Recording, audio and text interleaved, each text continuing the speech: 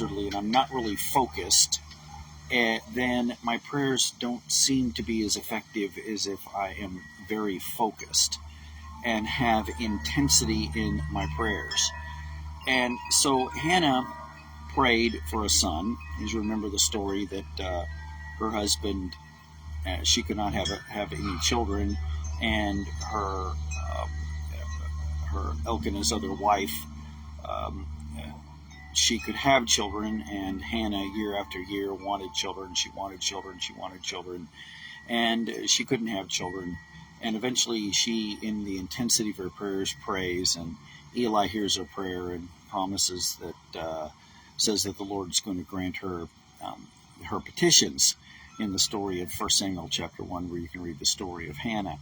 And but what I notice here, there's a couple of things about her prayer life that we'll talk about maybe another time, but one of the things that I noticed is that this, along with other prayers that were prayed in the Bible, that any prayer, one of the main principles of prayer is the principle of intensity, that we should pray with an intense longing for whatever it is that we want from God, whether that intense longing is for His presence.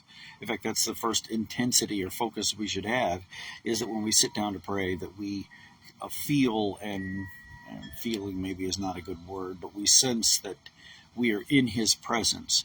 And the church fathers and the at least in the English church here,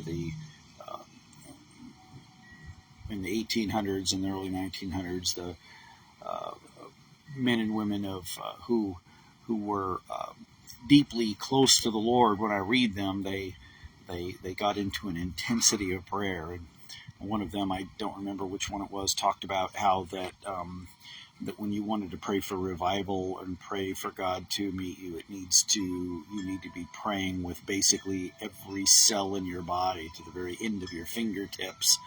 Your prayers need to go up to Him. Now, what you probably had this experience, because I certainly have had as a Christian many times, unfortunately, but this is true, is that I'll go along and pray my normal prayers without much intensity, but then something will happen in my life where I'll be very intense because of the stress or the pressure of whatever I'm praying about, where I go before God and I'm just intense down to the very end of my fingertips and to with every cell of my being, because of how serious the prayer need is. Well, I'm not so sure that we can't somewhat cultivate that all the time, in the sense that we go before God in intensity of prayer, and we can get our hearts in such a state that our prayers are intense. And shouldn't they be? I mean, if we're praying for somebody to be saved, we can pray casually, or we can get our heart to a place of intensity because that's a desperate need. If we're praying that we would be protected from the forces of darkness that are constantly attacking our families, shouldn't we be intense?